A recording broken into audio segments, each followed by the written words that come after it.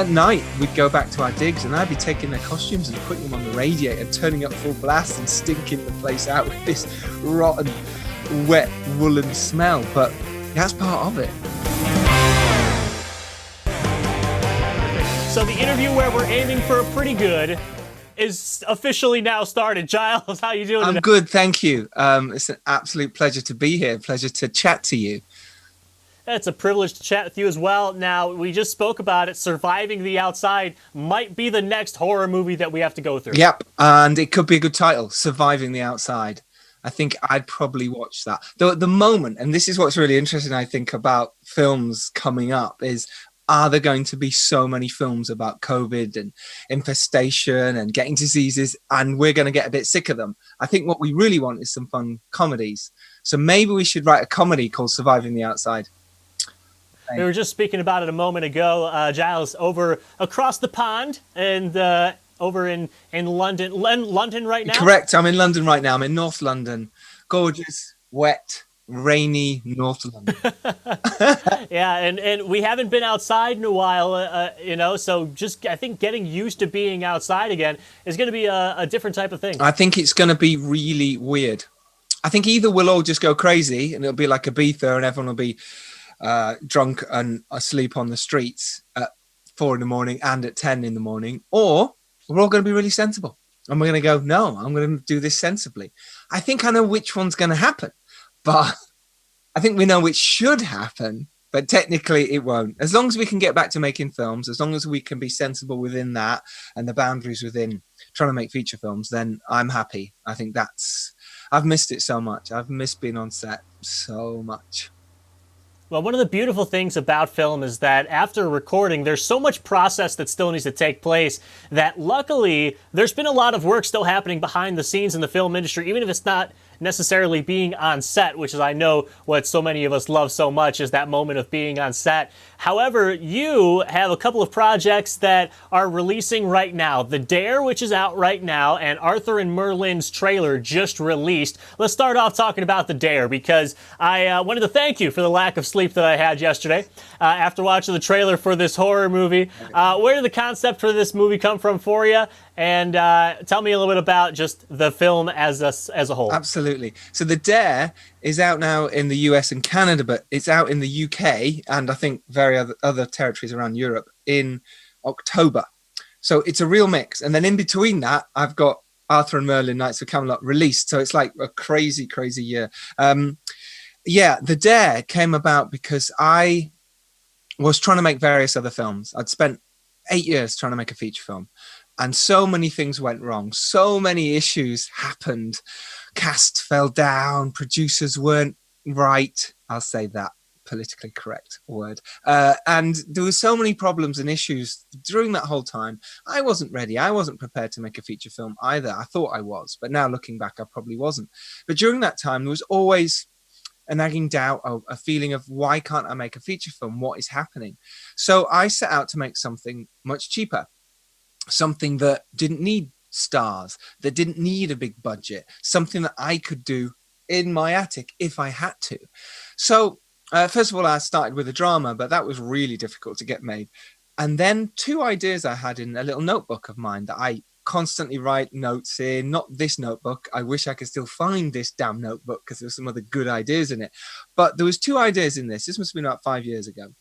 And one was about an old man who has taken a kid and is treating him okay, but he's clearly taken this kid. And the other story was about 4 people trapped in a basement and they didn't know why they were there.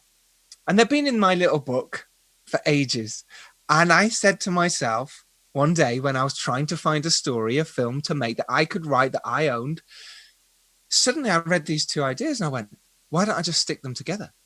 And within about 20 minutes, I had the whole story mapped out. And again, it's massively changed to what is the one that's on screen now. But the fact was, instantly I had a story that made sense, that felt good, that jumped timelines, that had engaging characters and stories and reason for them to be there. And yeah, I then shopped it around a little bit, got a lot of buzz. And eventually I brought in my co-writer, Johnny Grant, who had written that drama, and asked him to co-write this The Dare with me, which was then called something else. And within a month, we had a really solid first draft. And that's how The Dare came about. And the story goes on. I mean, that was, 4 years ago, and it's only just coming out now. So you can tell what's happened in between and how difficult it is to get movies anywhere close to being seen by anyone such as yourself. Now, when you take a look at this project as a whole, I mean, it's to have one out there, to have it completed start to finish. This was your baby. What's the feeling like for it to finally be out there in the world, for it to be seen, for your art, your masterpiece to be put together? Brandon, I cannot tell you how amazing it feels. And, we've had some amazing reviews, and we've had people who don't like the movie. That's fine. I'm okay with it, because at the end of the day, some little idea I had in my room here turned out to be a feature film that got distributed or got picked up by sales for Millennium Pictures, who've done huge movies like The Expendables, and the list goes on. And then the Horror Collective distributed the movie. To have that for someone who's just had a couple of ideas in his bedroom, and everyone does, that's where we start off with ideas. But yes, to answer your question, it feels incredible to have a movie that people can go watch now. They can go rent it, and it was in the top 10 of iTunes or whatever for so long, and it did huge business in Holland in the cinemas. It's just breathtaking. It blows my mind that could happen, that something that was just my idea and it developed is breathtaking. And now we're talking about a sequel as well. I don't know how much I'm allowed to say on that yet, but there's real talk of a sequel, and that's just breathtaking. It's wonderful. It's a really good feeling. And for those of you that have not seen it yet, make sure you go check it out. The Dare, go ahead and look it up. I was reading through a couple of the reviews on the film as well, and one of the things that really stood out to me was multiple people had mentioned how this doesn't follow the typical sort of cookie cutter format of what a horror film is. You had different things, different twists and turns that happened within it, and was that something that you originally set out to do? Was that one of to make something that was original from some of the stories that we'd seen previously in the horror genre? 100%. I really wanted to make something that was original, but it's so hard to make something that hasn't been seeped into your unconscious for so many years of watching horror films, back to Friday the 13th when you were a kid, to Saw series, to whatever it is you're watching now, Us or Get Out. And there's always going to be elements of those films that just seep into your psyche. You might not remember them. You might not remember why, but they're in there. But I purposefully didn't watch any of those films before shooting the movie, because I didn't want to be influenced. Certainly when I was doing the storyboard, even a year before, I said, no, don't go near them, because I really didn't want to be influenced. But a lot of reviews are saying it's very similar to this film, or it's like this film, or it's like this film. And everyone's got their own opinion and feeling of it. You can't escape that. I think the most famous phrase is there are 7 stories in the world, and they're all variations on these 7 stories. So of course you're going to be influenced and affected by these films. You can't help it as a director, as a storyteller, a writer. They're in you. Maybe even dialogue sometimes. You don't mean it. There's certainly no way you're doing it on purpose. But that whole world is just incredible. But yeah, I always wanted the twists and turns. I always set out from the beginning to have a story that people had to think about. They had to work out who was who and why were they there, and like a ticking clock in essence of who these characters are. I wanted twists and turns. I wanted to hold on to those twists and turns for as long as I could. And do you know what? Yeah, some people are going to get it straight away. They're going to guess the twist. They're looking out for them. But most people, they don't. And they go along with the story, and then they go, oh, and it's a lovely moment, when that happens. And I've had so many good friends say they really enjoyed those moments when they didn't expect it. But hey, if you're looking for any twist in any film, you're probably going to see it. You're going to guess it and go, I guess that. Nah, just sit back, relax, and enjoy it. I suppose that's what a film like The Dare is about. It's dark, it's twisty, it's gore-led, it's psychological, and some amazing performances from people like Richard Brake, who big horror star, and all my cast are all big up and comers now. They're all doing really well, which is amazing. So if you're after that kind of a movie where you just want to sit back and go, okay, that was full on, that was in my face, but I also thought about it, and the themes of bullying and the themes of what you do when you're younger, does that come back to haunt you? And should you be should something happen to you because of that? So that's what this film talks about. It talks about themes of bullying, themes of regret, and what you could have done differently, as well as obviously being a really cool gore fest and kind of slasher movie at the same time. And The Dare is out. Go ahead and check that out right now. Elsewhere, Arthur and Merlin. Let's talk about that a little bit because I've spoken with a few of the cast members from this film, and one of the big things that just keeps recurring is the scale of this production. Talk to me about taking part in a film like this when you're really trying to create that environment and create that world of, something that happened so long ago. It's really difficult. There's no question about it. You have to get the right props, the right locations, the right look. If anyone's got anything modern, you've lost your audience. You've got to be so careful. Teeth being really clean and veneered. Well, now you've got an issue, So it's a big old process. It's really not easy. We found an amazing castle in Wales, Caerphilly Castle, that we shot in. And the team had shot there before. They'd made Robin Hood the Rebellion, and they'd said, let's shoot in the castle. I was like, well, you've already shot there. It's going to look similar. But actually, I went there, and there were so many amazing places, areas that we could film in. I think anyone approaching making a film like this, it's really challenging. Like I say, you've got drain pipes everywhere. You've got cables everywhere. You've got, it's different props. And I left a mug on set. Shameful.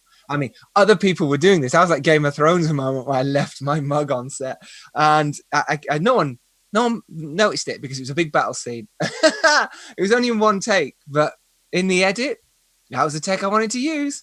I don't think many people know that, but we just found a different way around it. But I think it's, you can't get away with stuff like that. If that had been there, the mug had been there the whole time, I wouldn't have been able to use the shot. I would have to use CGI to take it out. It would have been a nightmare. Whereas if it's a modern, you can sort of get away with it, But yeah, the sword side of it, the fighting side of it, the character development, how they speak, how they ride horses, it can't be modern. You've got to really think about those characters. And with a film like this, you don't have much time.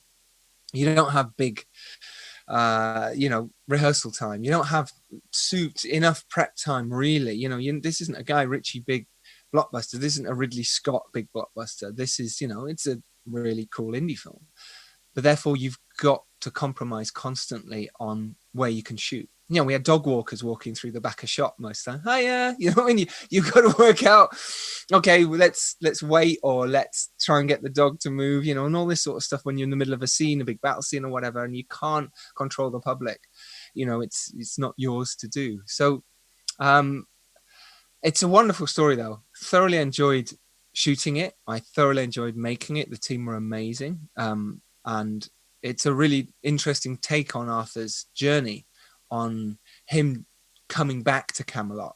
He is a hero. He's fought in Rome and he's won battles, but he doesn't want to come home. He's a reluctant king, so he stays in France. He stays in a small area near Paris, and there he can live the life of luxury. He can get women when he wants. He can fight in bars when he wants, which you can see bits of in the trailer. And he refuses to go home because he knows he's got to grow up and face the situation back home. But when he finds out his illegitimate son, Modred, has started to take over the castle and has made advances towards his wife Guinevere, that is when Arthur decides something must be done and he has to journey back to get to Camelot. So we're playing the two stories at the same time. We're playing what's happening in Camelot and we're playing what's happening with Arthur. But Modred might be sending people to get Arthur. So Arthur's got to get through all that as well as find his own journey, find the sword, find Excalibur, and come back to the person he was. It's a journey of discovery. And I think that's why it stands out. I think that's why people like it. And I think that's why the buzz is doing all right. I'm very English with that. The buzz is doing very well. But I think it's going to be a really cool film. I think people are going to enjoy it. And some people won't. But I think it'll be well received. I think that's nice. When you look back on this project and the scale of it and what you were able to accomplish with this and being able to tell a story that is familiar yet new at the same time, what is it that you're going to remember most about the process of making this film and then just looking back at it as a whole as a final product? The camaraderie of the cast and crew, the fact that we all got stuck in together and worked our asses off. It rained every day. I can't remember a day where it didn't rain. Now, this is Arthur and Merlin. You're not inside. If we're inside, we're in the castle, but most of the castle is a real castle. So it leaks. So if it's been raining all night, it's flooded. We had to move locations constantly because we were flooded. So, okay, we can't shoot in, the monk's room anymore. Where are you going to move it? So you constantly have to redress somewhere else and think outside the box constantly. Actually, the really nice days were when we did the big fight stuff where it was inside and it was dry. But the rest of the shoot, we were outside in the rain. And when you get rained on and you are drenched and you're constantly soaked and windswept, and you've got to get your actors up to do a fight scene and come on, we can do this. And they were incredible because at any point they could have gone, do you know what? Look, I've had enough. I'm tired. I'm miserable. This isn't fun anymore. So I suppose my job was to try and keep it fun, to keep it entertaining, to understand the bigger picture and the journey of anyone making a film like this. But the fact is, we're going to make something great here. And if we all stick at this, it will be. Let's not give up just because we're struggling with this rain or we can't get food to us because of the rain. We shot in a hurricane. A hurricane came through during shooting and I still shot in it because I was like, well, if I don't shoot today, my schedule is only short. I've only got 17 days to shoot this movie and we can't really do an extra day.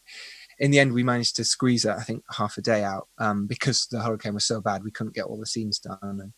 But yeah, it was when everything's raining like that, it's a real tough. I don't know if you've ever been outside or you're trying to do a job in the rain. It's really difficult.